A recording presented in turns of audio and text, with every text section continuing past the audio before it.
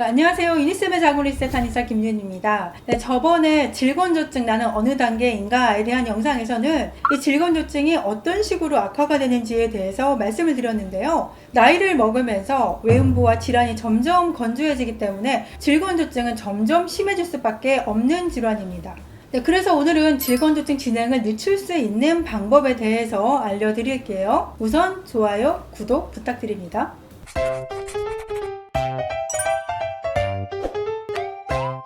저희 한의원에서 질건조증을 완전히 치료하신 분들이 많으신데요. 윤활제 없이, 통증 없이, 불편감 없이 정상적으로 성관계 할 수 있도록 치료를 해드리는데요. 그 후에 많이 하는 질문이 지금 너무 좋은데요. 언제까지 유지가 될까요? 이런 질문을 많이 하세요. 20에서 30대에서는 임신 출산이 좀 변수가 될 수가 있고요. 40대에서는 폐경할 때까지 유지 잘 하실 거고요. 50대 이상에서는 3년 정도는 유지가 잘 될 거예요. 그 후에 불편하시면 바로 치료 나오세요. 이렇게 말씀을 드립니다. 그리고 다음 5가지만 잘 지키면 질건조증의 진행을 더 늦출 수 있습니다.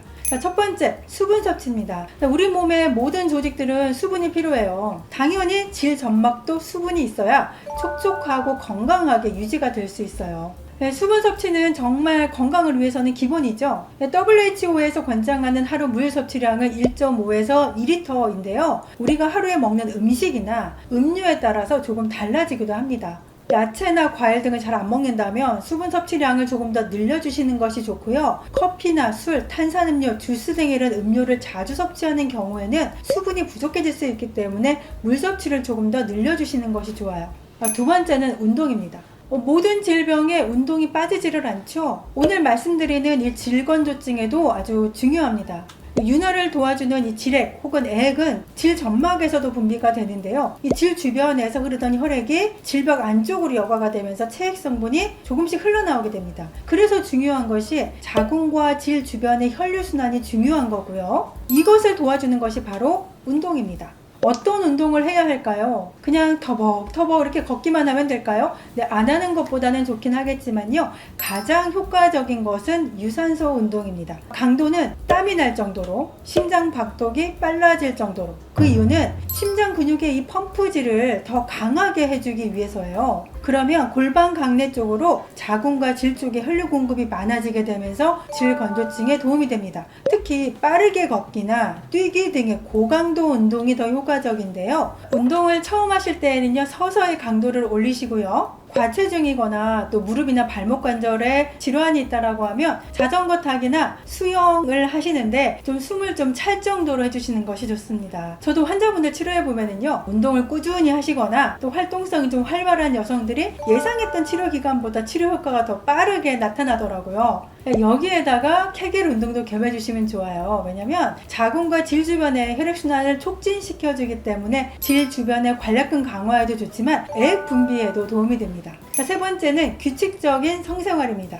바쁘거나 힘들어서 혹은 파트너를 자주 만나기가 어렵다는 이런 등등의 여러 가지 이유로 성생활 횟수가 적으신 분들이 많으신데요. 제가 질건조증으로 진료한 여성들의 성생활 횟수를 좀 보면은요, 50대 이전의 경우에는 한 달에 한 번도 안 하는 경우도 있고요. 50대 이후 분들은 1년에 한두 번이라고 대답하는 경우도 많았는데요. 성생활은 횟수가 너무 과한 것도 문제지만 규칙적으로 하지 않으면 성욕과 성감도 떨어지게 되고요. 또 질 주변의 혈류순환도 감소하게 되면서 질건조증이 심해질 수 있습니다. 이 규칙적이라는 것이 어느 정도를 말하는지 궁금하시죠? 딱 정해진 것은 없어요. 근데 한 30에서 40대에서는 한 달에 한 4번에서 6번 정도, 50대에서는 한 달에 3번에서 4번, 60대인 경우에는 한 달에 한두 번 정도가 적당한데요. 자, 여기서 중요한 것은 횟수가 아니라 규칙적이라는 겁니다. 그래서 건강상의 문제가 없다라고 하면 한 달 이상은 띄우지 않는 것이 좋습니다. 네 번째, 잦은 세척을 피하라.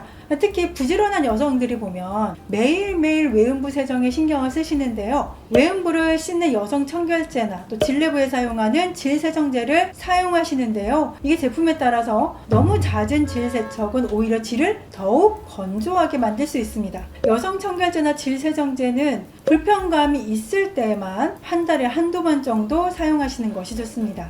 질염이 있다면 산부인과나 한의원 치료를 받으셔야 하고요. 질염이 없다면 미지근한 물로만 하루에 한두 번 정도 가볍게 세척하셔도 충분합니다. 자, 5번째, 질건조증에 좋은 음식, 콩, 석류, 칡 이런데 여성 호르몬 유사 물질이 많이 함유되어 있다고 해서 드시는 분들 많으실 거예요. 다만 자궁근종이나 자궁내막 증식증 혹은 유방암과 관련된 질환이 있는 경우에는 자칫 질환이 악화될 수가 있기 때문에 조심하시는 것이 좋습니다. 그 다음 중요한 것이 바로 필수 지방산인데요. 대표적으로 오메가3와 오메가6가 있는데요. 점막 조직을 증가시키기 때문에 질건조증에 도움이 됩니다. 대표적인 음식으로는 연어, 참치를 비롯한 생선류, 그리고 참깨, 해바라기씨 등이 좋고요. 들기름, 콩기름, 올리브유, 해바라기씨유 등의 이런 식물성 기름을 하루에 한 티스푼씩 드시는 것도 좋습니다. 그리고 호두, 땅콩, 잣, 아몬드 이런 견과류도 하루에 한 줌 정도 이렇게 섭취하시면 도움이 되고요. 하지만 그렇다고 너무 과한 것은 좋지가 않기 때문에 우리 평소 드시는 음식들을 골고루 균형 있게 드시면서 이런 음식도 챙겨 드시면 좋겠습니다.